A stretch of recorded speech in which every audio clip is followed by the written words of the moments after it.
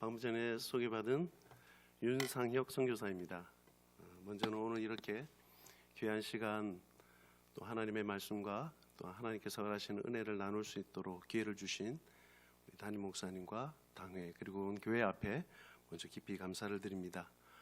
오늘 들어올 때 여러분들이 박수로 환영해 주셨는데 나중에 마치고 나서도 이 박수 친 것이 전혀 아쉽지 않구나 라고 생각이 될 대로 하나님께서 은혜 주시기를 주님의 이름으로 축원합니다.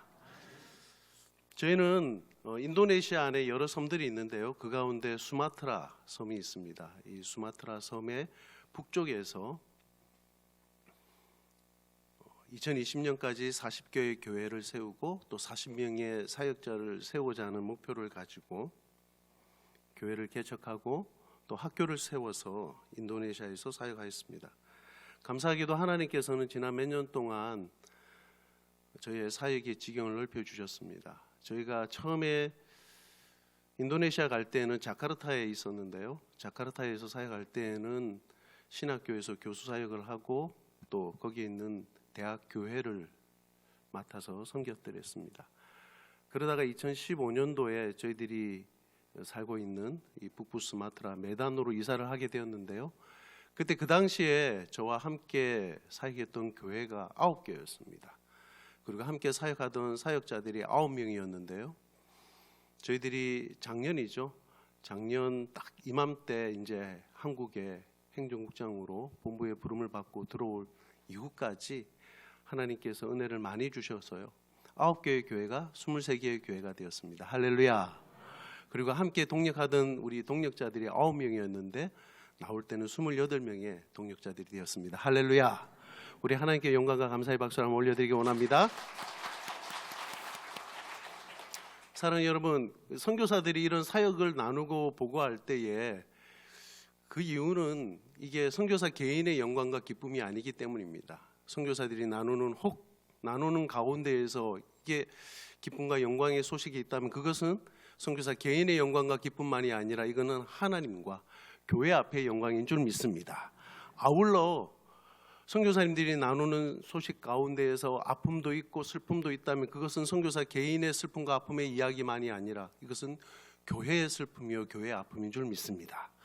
그래서 우리가 이 시간 다시 한번 더 하나님께 함께 나눴던 이 이야기로 하나님께 영광의 박수를 한번 더 올려드리기 원합니다.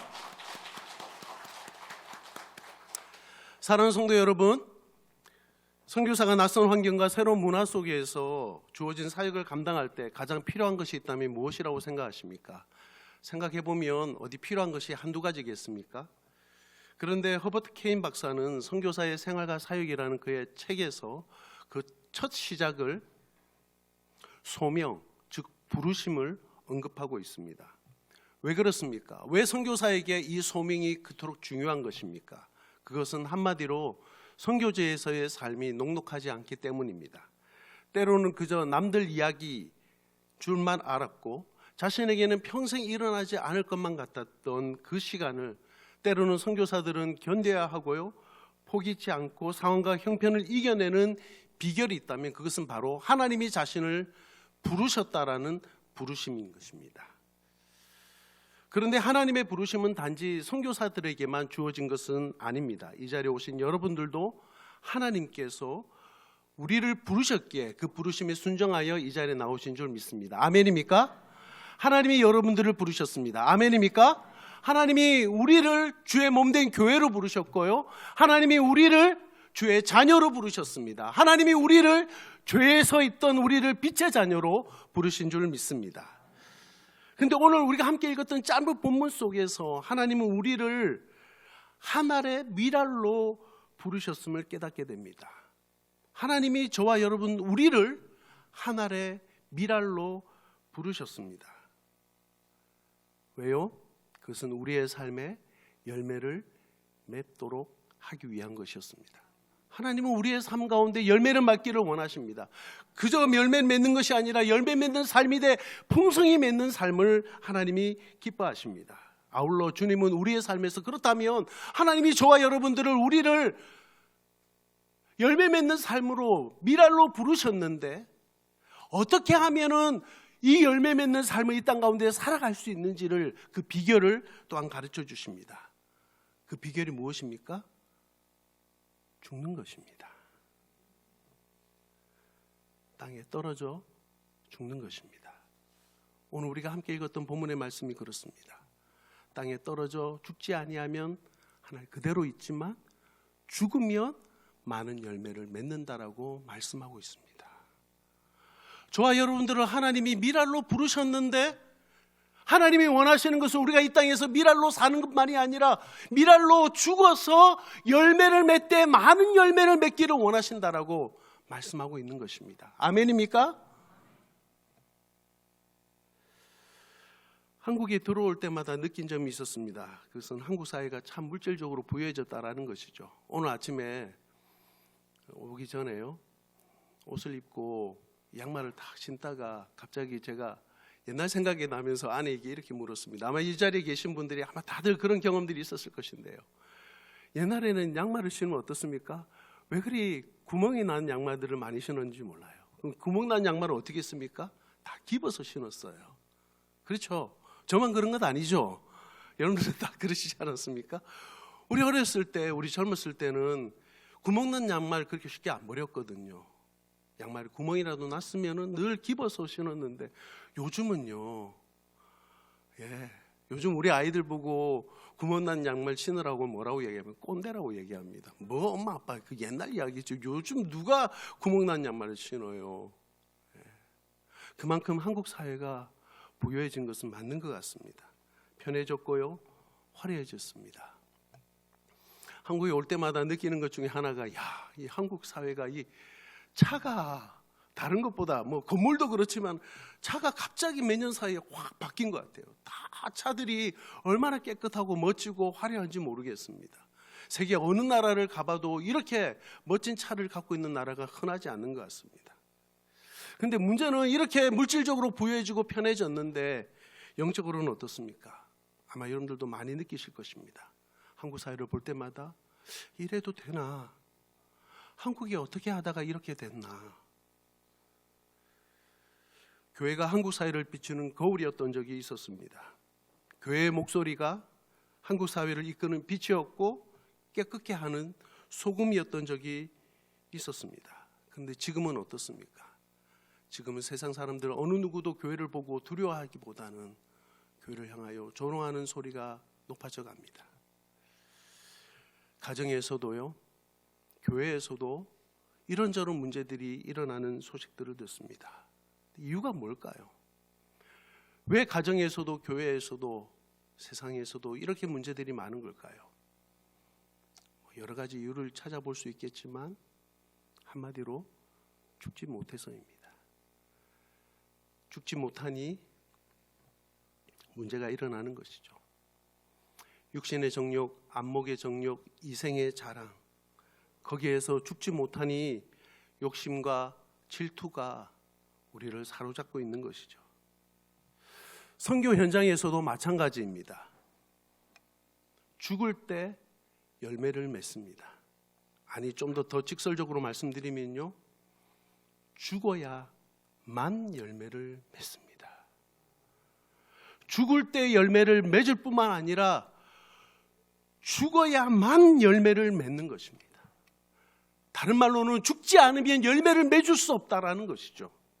생명을 얻기 위해서는 생명을 드려야 합니다. 그래서 하나님께 기도합니다.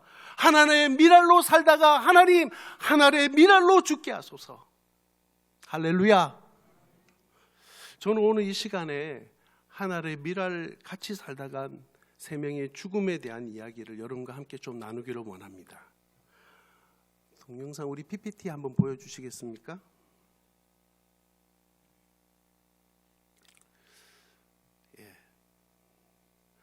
저희 가족이고요, 저와 함께 동역하는 우리 현지인 동역자들입니다. 다 담지 못해서 이 정도로 이렇게 담았습니다.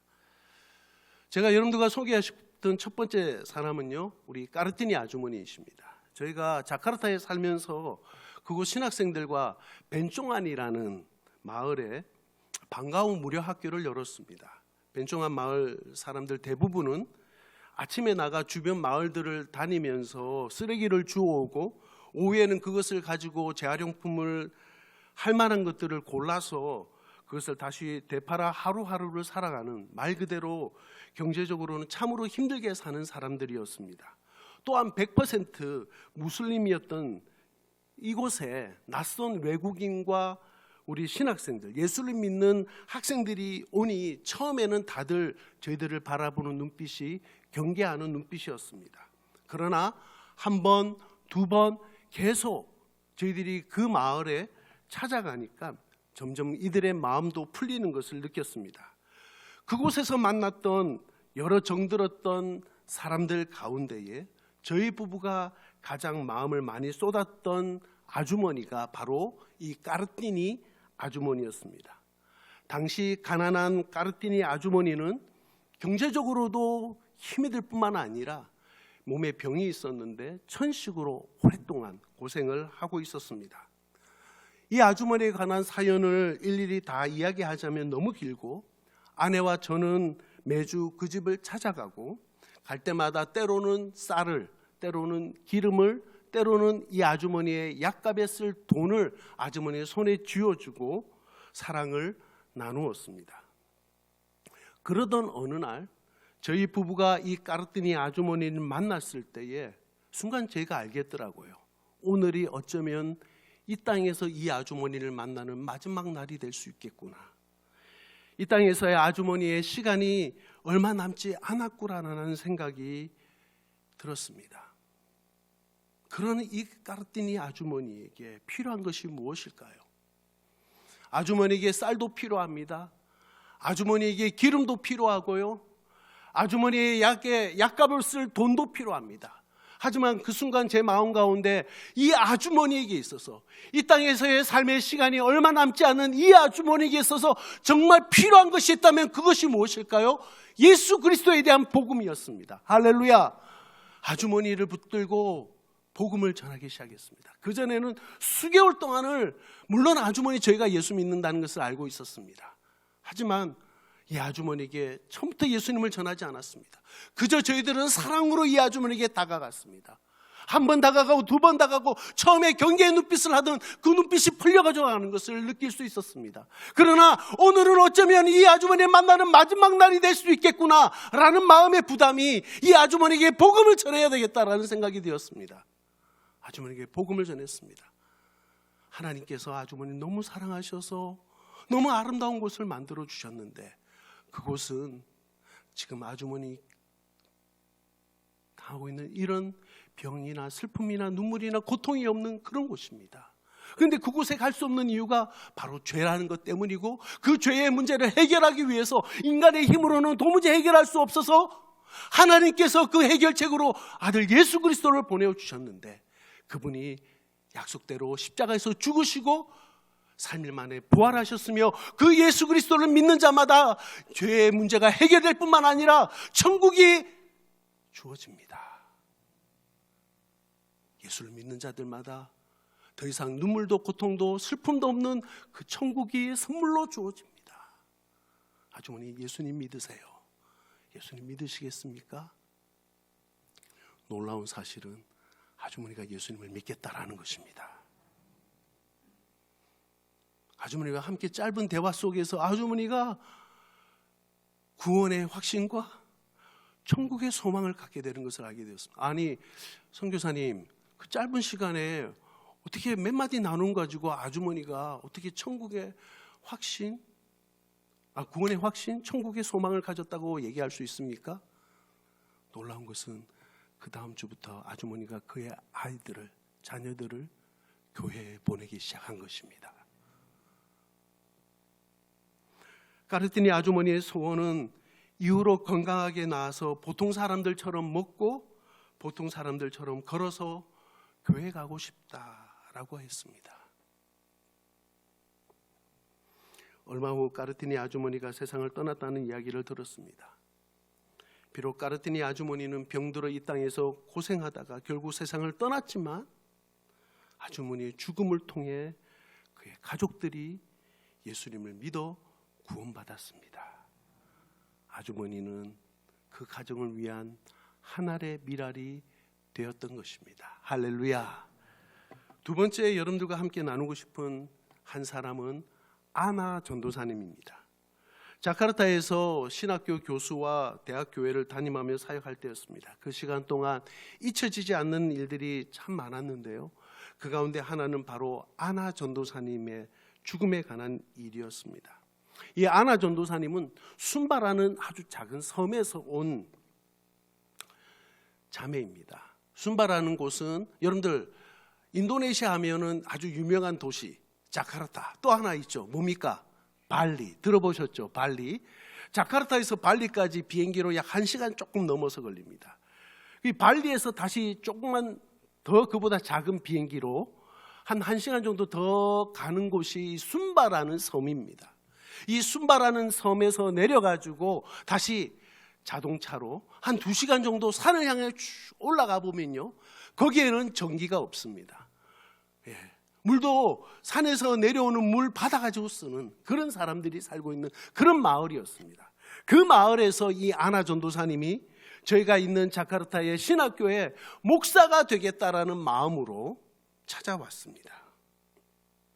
당시 저희가 사역했던 신학교는요, 입학을 하면 3년간 학교에서 캠퍼스에서 수업을 합니다. 그리고 1년 동안은, 그러니까 4학년이 되는 1년 동안은 또 다른 시골 지역이나 이런 곳에 흩어져서 목회 실습을 하고요, 5년째 되는 해 다시 학교로 돌아와서 4학년을 마치는데 그때 이제 논문을 쓰고 졸업을 하게 됩니다.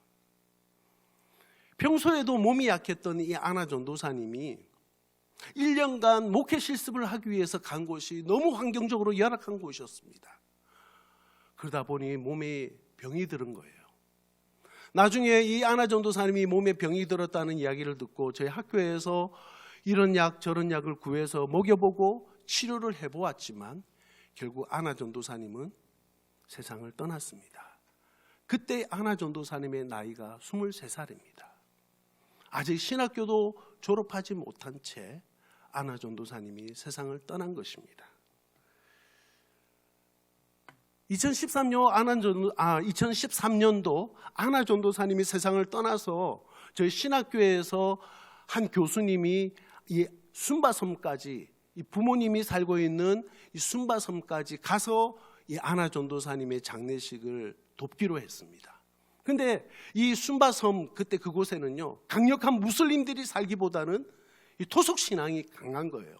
그러다 보니까 이 사람들 안에서도 두 갈래로 나누는 거예요. 한쪽에는 기독교식으로 하자. 왜냐하면 아나 전도사님이 목회자가 되기 위해서 준비했던 사람이니 기독교식으로 하자. 또 한쪽에서는 아니다, 무슨 전통식으로 하자.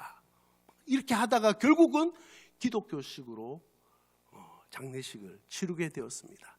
뿐만 아니라 그때 그 당시에 갔던 우리 신학교 교수님이 이 아나 전도사님의 가족들에게 복음을 전했습니다. 왜 아나 전도사님이 몸이 약한 가운데서도 자카르타까지 와서 되고자 했던 것이, 왜 목사가 되고자 했는지, 왜 복음 전도자가 되고자 했는지에 대한 설명도 나누고 복음을 전했습니다. 그리고 놀라운 것은 그 가족들이 다 그 해에 예수님을 영접하게 되었습니다. 할렐루야. 2013년도 아나 전도사님이 세상을 떠나고 장례식을 치른 그 다음에 2014년도에 저와 몇몇 사람들이 다시 그 섬을 방문했습니다. 왜요? 전도 집회를 열려고. 어디서요? 이 아나 전도사님 집에서 전도 집회를 열려고 했던 것입니다. 여러분, 아까 지금 말씀드렸던 것처럼 이 순바섬 아나 전도사님의 집은 전기가 들어오지 않아요. 어떻게 합니까? 발전기로 돌리는 것이죠. 물도 제대로 없는 곳입니다. 사람들이 낮에는 일을 하고 저녁에 전도 집회를 하기 위해서 낮에는 어떻게 했을까요? 아이들을 불러 모았습니다. 거기에 보니까 좀 나이가 든 청년이 있길래 그 청년에게 부탁을 했어요. 아이들 좀 모아달라고. 그런데 약속 시간을 정해놓고 아이들을 불러 모으는데 아이들이 보이지가 않는 것입니다.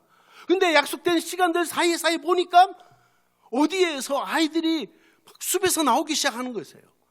1명, 2명 모이는데 아이들이 한 50명 정도가 쭉 모여 있는 것입니다. 선생님이 그냥 그 자리에서 노래를 불러요. 기타도 없어요. 오늘 보니까 우리 드럼도 있고 피아노도 있고 CD도 있고 우리 교회는 얼마나 아름답고 좋은 악기들이 많은지 몰라요. 그런데 거기에서는 그냥 선생님 혼자서 노래를 부르기 시작. 아무 악기도 없이 그저 노래 부르고 박수를 치는데 아이들이 모이기 시작하는 거예요. 1명, 2명, 10명, 20명, 한 50명 정도가 그 자리에 모이기 시작하는데 아이들 보니까 신발이 없어요.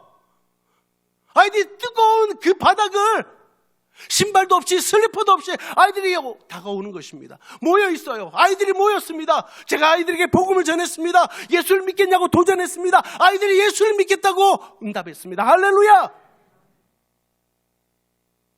낮에 아이들을 모아놓고 그렇게 예수 복음을 전하고 저녁에는 어떻게 해요? 전도 집회를 여는 것입니다. 어디서요? 안화전도사님 그 집 마당에서 위에 텐트를 치고 천막을 치고요. 도시에서 가져온 발전기로 돌렸습니다. 그리고 지저스 필름, 예수 영화를 틀어주고 찬양을 부르고 설교를 했습니다. 말씀을 전하고 마지막으로 예수를 믿기를 원하는 사람 손을 들어 표해달라니 사람들이 예수를 믿겠다라고 손을 들어 표합니다. 할렐루야. 2014년 그렇게 전도 집회를 마쳤습니다. 그리고 2015년 그 다음에 그곳에 저희 신학생 2명을 보냈습니다. 그리고 그해 그곳에 교회가 세워졌습니다. 그리고 그 교회의 신학생들을 통하여서 그 마을에 그해 세례받은 사람이 50명이 되었습니다. 할렐루야. 비록 안화전도사님 23살의 아주 젊은 나이에 세상을 떠났습니다. 목사가 되고 싶은 마음을 가지고 그 꿈을 가지고 순발하는 그 오지에서 비행기를 타고 찾아와서 3년의 공부를 마쳤습니다. 힘든 공부를 마치고 1년간 목회 실습을 나갔다가 그저 그만 병이 들어서 제대로 치료도 못 받고 일찍 세상을 떠났습니다. 어디 설교를 몇 번이나 해봤겠습니까? 복음을 몇 번이나 전해봤겠습니까? 그런데 하나님은요, 이 안화전도사님의 죽음을 헛되이 하지 않으셨습니다. 안화전도사님의 죽음으로 말미암아 그 가족이 예수를 믿었습니다. 할렐루야. 그리고 그 마을에 예수를 믿었습니다. 할렐루야. 그곳에 신학생이 보내졌고 그곳에 교회가 세워졌습니다. 지금도 그곳에서 주 예수 그리스도의 이름이 높임을 받은 줄 믿습니다. 할렐루야. 하나님께서 이 놀라운 일들을 행하시는 줄 믿습니다.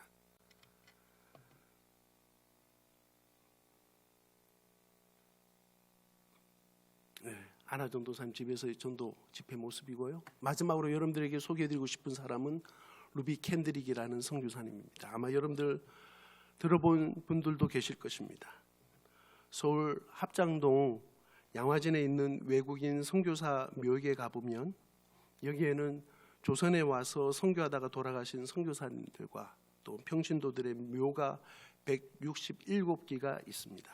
그렇게 크지 않은 한반도에 지난 130년 동안 3천여 명의 선교사들, 그들이 와서 오늘의 한국교회의 틀을 놓았습니다. 그들은 한마디로 우리 민족을 위해 썩어지는 하나의 미랄이 된 것입니다.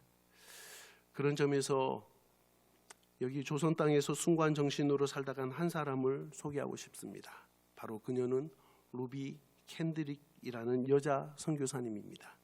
루비 캔드릭은 미국 텍사스 남감리교회의 독실한 가정에서 태어났습니다. 그리고 1907년 9월에 남감리교회 여자 외국 선교부의 파송을 받아 조선에 왔습니다. 그 후 그녀는 황해도 개성에서 한국말을 배우면서 사역을 하다가 24살의 아주 젊은 나이에 순교하였습니다. 그때가 조선에 온 지 불과 8개월 만의 일입니다. 그런 그녀가 죽기 전 부모님께 보낸 한 통의 편지는 많은 사람들에게 감동을 줍니다. 제가 그 편지를 짧게 읽어보겠습니다. 사랑하는 아버지 어머니, 이곳 조선 땅에 오기 전 집들에 심었던 꽃들이 활짝 피어났다는 소식을 들을 때 하루 종일 집 생각만 했습니다. 욕심쟁이 수지가 그 씨앗을 받아 동네 사람들에게 나눠 주었다니 너무나 대견스럽군요. 아마 내년 봄이 되면 온통 우리 동네는 내가 심은 노란 꽃으로 덮여 있겠군요. 아버지 어머니, 이곳 조선 땅은 참으로 아름다운 곳입니다. 모두들 하나님을 닮은 사람들 같습니다. 선한 마음과 복음에 대한 열정으로 보아 아마 몇십 년이 지나면 이곳은 예수님의 사랑이 넘치는 곳이 될 것 같습니다. 저는 복음을 듣기 위해 20km를 맨발로 걸어오는 어린아이들을 보았을 때 그들 안에 있는 하나님의 사랑 때문에 오히려 위로를 받습니다. 그러나 한편으로는 탄압이 점점 심해지고 있습니다. 그저께는 예수님을 영접한 지 일주일도 안 되는 서너 명이 끌려가 순교했고 토마스 선교사와 제임스 선교사도 순교했습니다. 선교본부에서도 철수하라는 지시가 있었지만 대부분 선교사들은 그들이 전도한 조선인들과 아직도 숨어서 예배를 드리고 있습니다. 그들은 모두 순교를 할 작정인가 봅니다. 오늘 밤은 유난히도 고향으로 돌아가고 싶습니다. 외국인을 죽이고 기독교를 증오한다는 소문 때문에 부두에서 저를 끝까지 말리셨던 어머니의 얼굴이 자꾸 제 눈앞에 어립니다. 아버지 어머니, 어쩌면 이 편지가 마지막일 수도 있습니다. 제가 이곳에 오기 전 뒤뜰에 심었던 한 알의 씨앗으로 이제 내년이면 온 동네가 꽃으로 가득하겠지요. 그리고 또 다른 씨앗을 만들어내겠지요. 저는 이곳에서 작은 씨앗이 되기로 결심했습니다. 제가 씨앗이 되어 이 땅에 묻히게 되었을 때 아마 하나님의 시간이 되면 조선 땅에는 많은 꽃들이 피고 그들도 여러 나라에서 씨앗이 될 것입니다. 저는 이 땅에 저의 심장을 묻겠습니다. 바로 이것은 조선을 향한 저의 열정이 아니라 조선을 향한 하나님의 사랑이라는 것을 알게 되었습니다. 아버지 어머니 사랑합니다. 사랑 여러분, 양화진 선교사 무덤 그녀의 묘비석에는 이렇게 적혀 있습니다. 저에게 1000개의 삶이 있다면, 저에게 1000개의 삶이 있다면 전 모두 한국 사람에게 주고 싶어요. 24살의 젊은 나이에 세상을 떠난 이 루비 캔드릭 선교사의 마지막 한마디는 나에게 1000개의 삶이 있다면 이 1000개의 삶 모두를 조선 사람을 위하여 드리고 싶다라는 고백이었습니다. 이 소식이 미국에 있는 그녀의 교회에 전해지자 눈물바다를 이루었고 이후 그녀의 희생을 전해 들은 많은 젊은이들이 낯선 땅, 복음의 동토와 같은 이 조선을 위해 선교사로 헌신하게 되었다고 합니다. 사랑하는 성도 여러분, 이제 말씀을 맺습니다. 저는 우리가 각자 있는 이곳, 이 자리가 땅끝이라고 믿습니다. 아울러 우리가 있는 이 땅끝, 바로 우리 주님이 우리 각자를 부르신 곳입니다. 한 번밖에 없는 이 땅에서의 인생, 두 번도 아닌 한 번밖에 없는 이 땅에서의 인생, 주님이 우리를 부르신 이 땅끝에서 다시 오실 주님을 만나는 그날까지 우리 함께 하나의 미랄로 사십시다. 아울러 또한 주님 오시는 그날까지 하나의 미랄로 살 뿐만 아니라 하나의 미랄로 죽어 오늘 말씀에 있는 대로 많은 열매를 하나님께 맺혀드리는 저와 여러분들 되시길 주님의 이름으로 축원합니다. 함께 기도하겠습니다. 우리 이 시간 한번 기도할 때에 우리 기도 제목 제가 준비한 게 있는데요. 우리 세 가지 기도 제목으로 한번 기도하기를 원합니다. 먼저 우리 기도 제목을 같이 한번 읽어보기를 원하는데요. 같이 한번 읽겠습니다. 함께 동역하는 현지인 목사님들이 자신을 버리는 하나님의 미랄로 신실하게 사역하고 나아가 인도네시아 교회가 선교하는 교회가 되게 하소서. 아멘. 인도네시아 교회가 선교하는 교회. 아직 인도네시아 교회, 저희들 교회들은 받는 교회입니다. 그러나 저희 교회도 받는 교회에서 주는 교회가 되고, 할렐루야. 우리 인도네시아 교회도 보내는 교회가 되고, 할렐루야. 우리 인도네시아 교회도 선교하는 교회가 되도록, 우리 한국 교회처럼, 우리 여수 시민교회처럼 선교하는 교회가 되도록 우리 함께 기도해 주시기를 부탁드립니다. 두 번째 기도 제목은 우리 함께 읽겠습니다.